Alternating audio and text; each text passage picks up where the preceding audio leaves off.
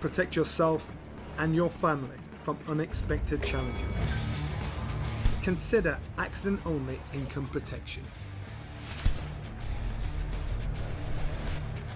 Click the link in the description to find out more. You want anything bad enough? Don't make excuses. You gotta lose your time and your sleep for it. You find a way. Boxing King Media in association with SaveMoreMoney.com out here in Phoenix, Arizona.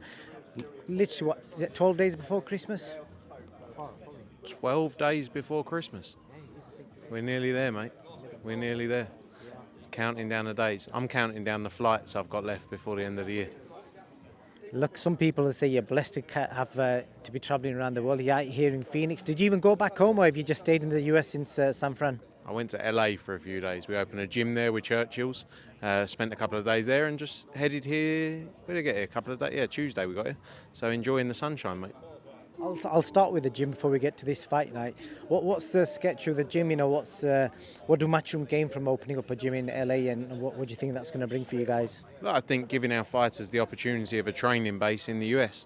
You know, the Churchill's gym's been there for a long time. They've done Peterberg's done an amazing job with it, and yeah, giving our fighters a base in the US is perfect, especially when they're in their training camps for big fights, and also being able to find new talent as well.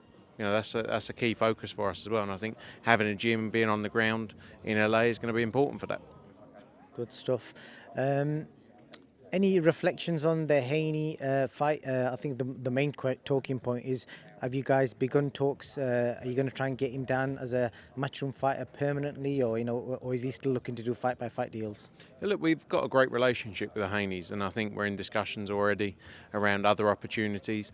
There's loads of big fights to be made out there, so we'll be looking at whether that's one fight, whether that's multi-fight. We'll obviously work with the zone and put together the best possible plan. But yeah, it was a great win from him, a brilliant performance. He looked outstanding, and I think there's some big fights to be made. He's been having some back and forth with Gervonta Davis, some friendly back and forth with Benn as well. Where do we stand with, like, potentially, could you guys, do you reckon you could work with Al Heyman and bring that Devin Haney, Gervonta Davis fight over? I think anything's possible in boxing. You can't. Not everything's easy, but anything's possible, and that's definitely a potential fight. Look, there's a lot of fights. As you say, Benn as well. Another example of a fight that can get made. They've been going back and forward. The Ryan Garcia fight as well. We met with Golden Boy earlier this week. That's definitely a massive fight that we'll look at. Obviously both on the zone platform, and it makes a lot of sense. And it's a huge fight as well. But yeah, there's nothing stopping us from working with anyone in this sport, as we've shown time and time again. Definitely so. We'll move on to this fight night. Incredible backdrop. It's the reason why I've got you stood here. I was just saying, we don't get this in the UK, like these crazy big screens, and the camera probably won't do it justice. It's probably, 20-foot long screens in the middle of the arena, above the ring. I mean, that's probably about 40 foot, isn't it? 40 or 50 foot. We actually installed it just for the show, mate. We got that set up earlier this week. I was actually in there building it, putting it together. Looks good, doesn't it? It does. I'm going to see if I can focus now. I can't focus on it. Sonny Edwards. We'll start off with the Twitter drama this week. He's always got Twitter drama going off. I think there was some issue around the NBA tickets. He said he was promised some tickets, and then he was saying, you could forget Fight Week Media, etc. Do you want to explain from your end, what happened there? Was it some miscommunication? What happened? He's always fun and games, Sonny Edwards, isn't he? He loves a bit. I don't think it would be Sonny Edwards if he couldn't have a bit of drama. He wouldn't have not boxed if he didn't get NBA tickets. I'm very sure of that. But it's all part of the Sonny Edwards show. We got him the NBA tickets. He was courtside. He was on the big screen. He got worked. It's hard to get courtside tickets for a Golden State Warriors game, wherever they're playing. I think they're quite a big deal, from my small understanding of American basketball. But we got it done. So he's a happy guy now, and he's happy to do as much media as possible because he got his basketball tickets.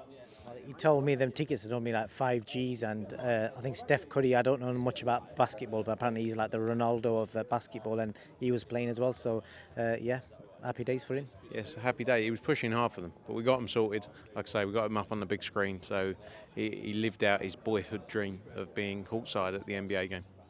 Obviously, I know you're not going to pick favourites in this fight, so we've got a bit of an interesting question for you. You know, when the fight was made, how do you guys decide, like, Bam's going to be on the left and Sonny's going to be on the right? I think he told me that he's going to ring walk last. So how do the negotiations take place when you've got, you know, Bam obviously is quite, it seems like a quiet person, Sonny's out there. So how was that kind of negotiated? We just try and make it as fair as possible, especially when we're representing both sides.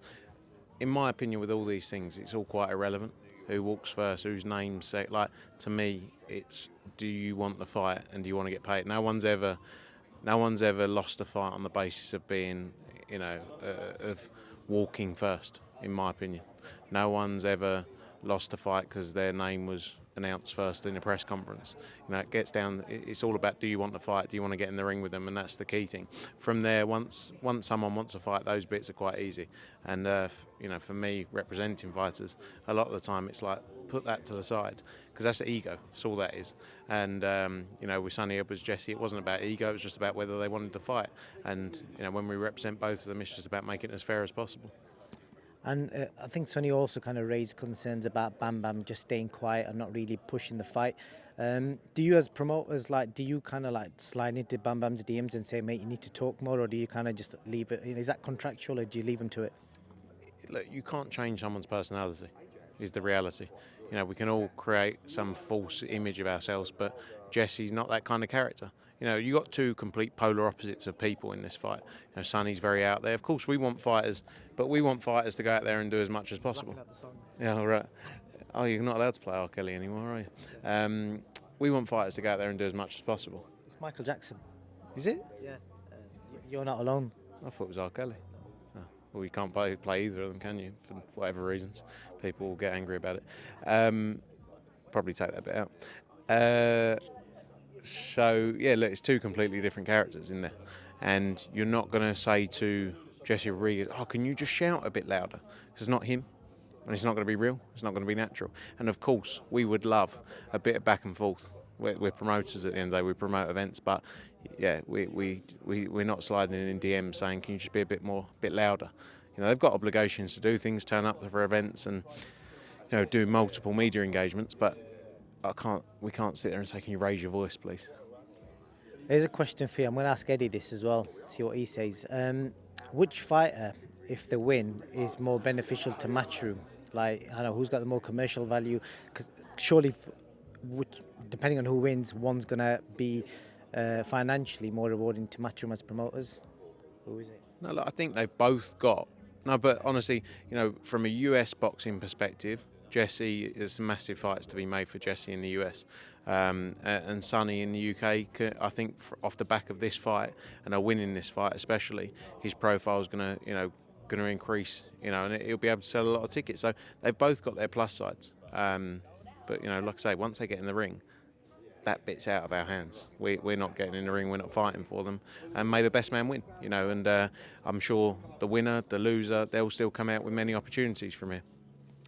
Good, nicely avoided. Junaid Boston's got an interesting fight. You know, he's fighting an all-out puncher, 6-0. I watched some highlights of Ross, who's also the nephew of Sugar Hill. He kind of masters his style on that Kronk style as well. Solid 1-2, big puncher. Junaid's a big puncher. I think that could potentially be the fight of the night. And if Junaid does come through that, what is next for him? Because it seems like he's kind of just ready for a title fight. Yeah, look, this is a great fight for him, especially with the back and forth. Early on in his career, this is what he needs, you know, to experience a bit of fire between your opponent, because you're going to get that later on in your career. And it's good to get that now. He's had a busy, you know, he's been kept very busy. He's a tremendous talent, and we believe he can go all the way and move very quickly. So I think, you know, after this, it'll be back in the UK. We're working on a show in Sheffield for March. Probably back then in a 10-rounder, possibly. Good stuff. A couple of other matters I want to speak to you about. The most pressing one is that we've just heard today, Benn, Eubank Jr. seems like it's off officially. What I want to ask you is, like, obviously Chris originally agreed whatever figure he was given. At what point did he decide that he wanted, because that's what's been put out there, that he now wants more money and is refusing to sign. So at what point did he want more money? I think everyone always wants more money, is the reality. And it's not done until it's signed, and it's not signed. And, you know, look, he's within his right to ask for whatever he wants. He can ask for $1 billion. Doesn't mean he's going to get it, but if that's what he believes it's worth, that's, you know, that's in his mind, and that you're not going to change that. So, yeah, it is what it is. We move on. We have to now work on other big fights for Conor Benn. Our focus is Conor Benn. Will always be Conor Benn. Obviously, we wanted to make, and we worked very hard to make the Eubank fight, and no fight comes anywhere close to that for either of the guys. That's the reality of it. It's not. The truth is, with this fight, they need each other. There's no other fight like that for each of them that can generate the money we've been talking about. Sorry. So, obviously, Chris originally signed for the fight that got cancelled last minute. Let's just say, without giving figures percentage-wise, how much more did he want compared to that figure? A lot more. A lot more. But look, the fight's bigger. Look, I mean, it wasn't even, we didn't play game. We went with the best offer possible. We were taking risks. We believe in the fight, and sometimes there's people around fighters who have a view as to what the value is, but don't actually know the truth, and don't know the business. But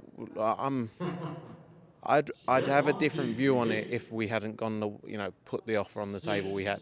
If we were trying to lowball, play around, then it would be a different view. I feel like we did everything we can. We put an amount of money on the table that you can't generate anywhere else, and it is what it is. But at the end of the day, it's down to two individuals. One individual accepted a deal and the other didn't. But that's it doesn't mean anyone's wrong or right. It just means you set your value. We can all do that. Doesn't mean anyone's ever going to put that money on the table. And last, I want to speak to you about Josh Taylor. Said that he was offered 80% less than what he got paid in his last fight. Then I believe there was an improved offer. And I understand as you rejected that because we don't know it officially. I think so. We met with Top Rank a few days ago as well while we were in LA.